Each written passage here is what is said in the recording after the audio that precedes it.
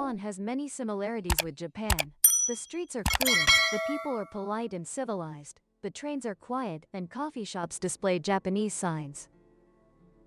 And the 7-Eleven stores also look very similar to those in Japan.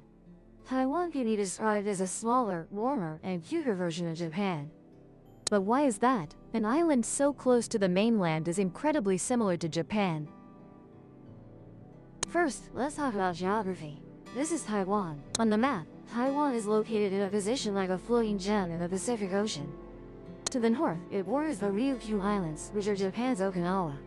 To the west, it faces mainland China, and to the east, it looks out towards the Philippines.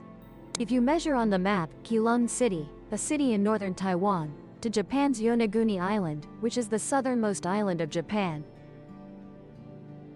the distance is only about 110 kilometers as the crow flies, incredibly close.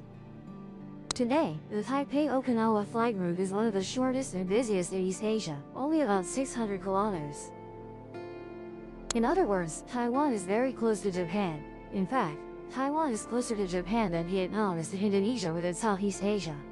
This comparison makes it easier to visualize. Strategically, it lies right at the southern gateway of Japan.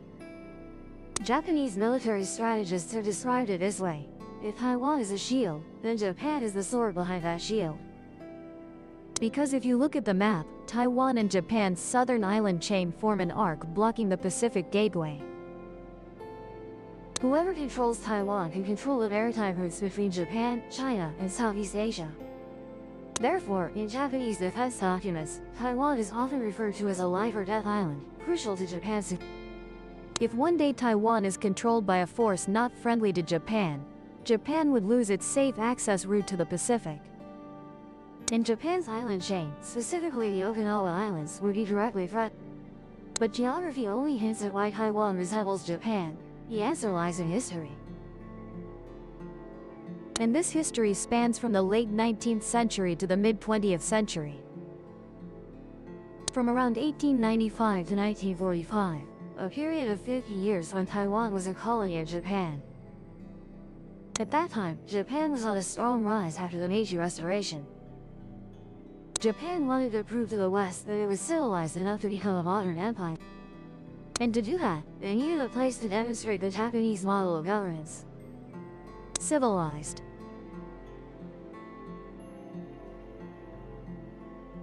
And at that time, the Qing dynasty had just lost the war. The Qing was forced to cede Taiwan under the Treaty of Shimonoseki, and this land fit into Japan's plans. The Japanese came to Taiwan not only with guns and power, but with trains, hospitals, schools, electricity, water, and even a Tokyo-style administration. They viewed Taiwan as a laboratory for their dream of becoming a great. Indeed, over the next 50 years, the Japanese transformed this once backward island into a completely different land, modern, disciplined, and bearing many Japanese emperors. Thus, over half a century, the Japanese built over 1,000 kilometers of railways along the length of the island, from Taipei to Kaohsiung.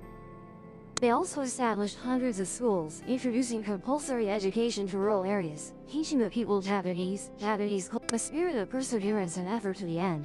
They built hospitals and universities. Taipei at that time was clean, had electricity, running water, and trams running smoothly, more modern than many major cities in China. By 1945, when World War II ended, over 70% of Taiwanese could speak Japanese. Walking through Taipei today, you still see the shadows of Japan. Many old neighborhoods still retain Japanese-style wooden houses, light yellow office buildings, and historic structures. The former Japanese Governor General's office, the largest administrative building of its time, is still. Taipei Main Station is also designed in the early 20th century. In Tainan, small Shinto shrines are still preserved, coexisting with spaces for traditional Chinese. Japanese influence isn't Saga architecture, it permeates language and daily life. Many words still spoken in Taiwanese are actually borrowed from Japanese.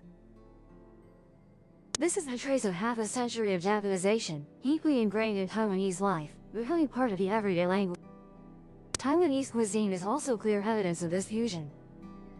You can order a bento box anywhere, but it's a Japanese-style box meal adapted by Taiwan with braised pork, boiled eggs, pickled vegetables, etc. For Japanese tempura, which in Taiwan is called tianbula, a crispy fried dish served with sweet soy sauce.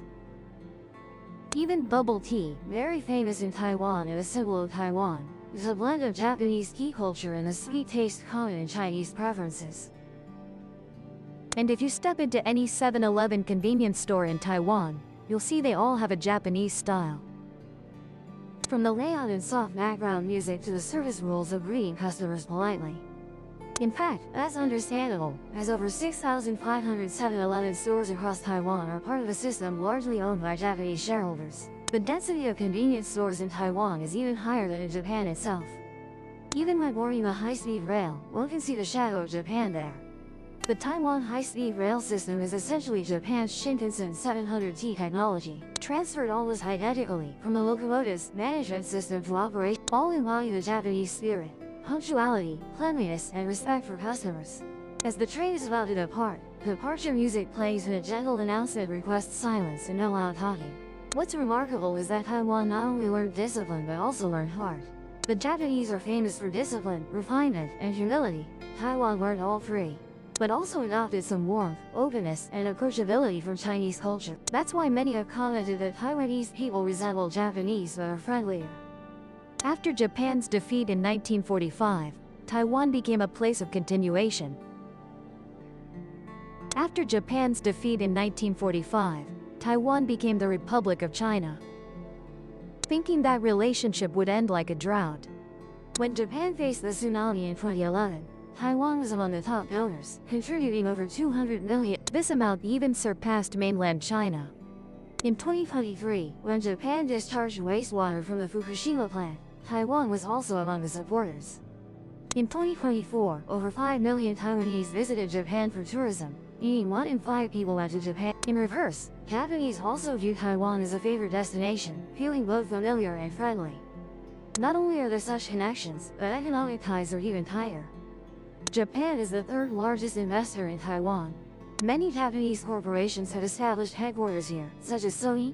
Meanwhile, Taiwan, with its ace card being chip manufacturer TSMC, provides Japan with V-mics and the most advanced semiconductor technology. This development approach, relying on high technology, is very similar to Japan.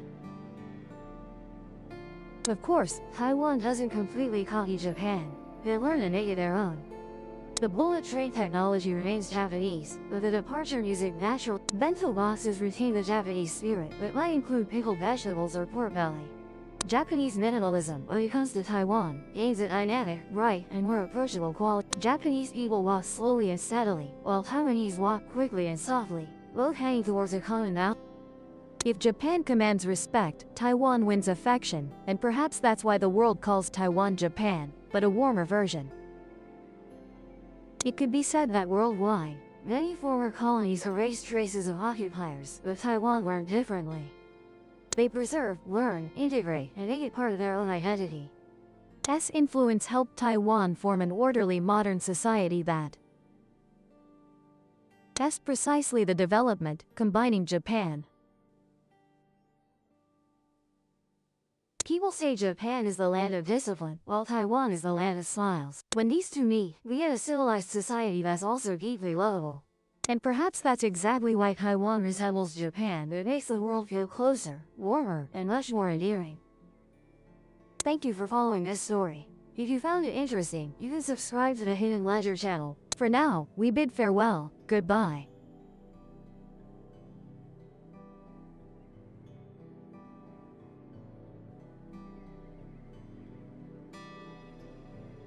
Subscribe to the Gian Migo channel so you don't miss exciting videos.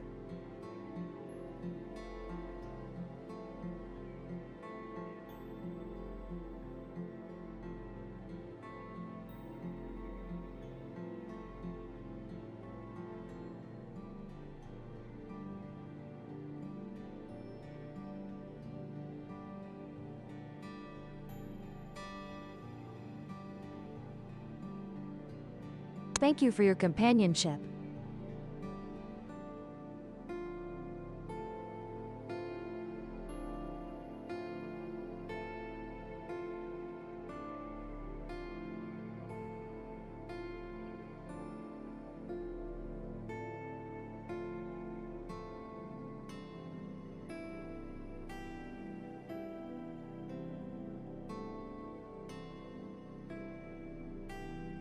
Join Haitan story. Travel through lands. Explore new things.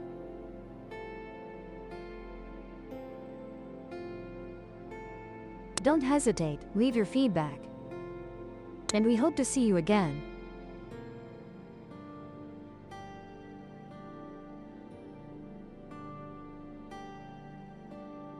Subscribe to the Guia Migo channel.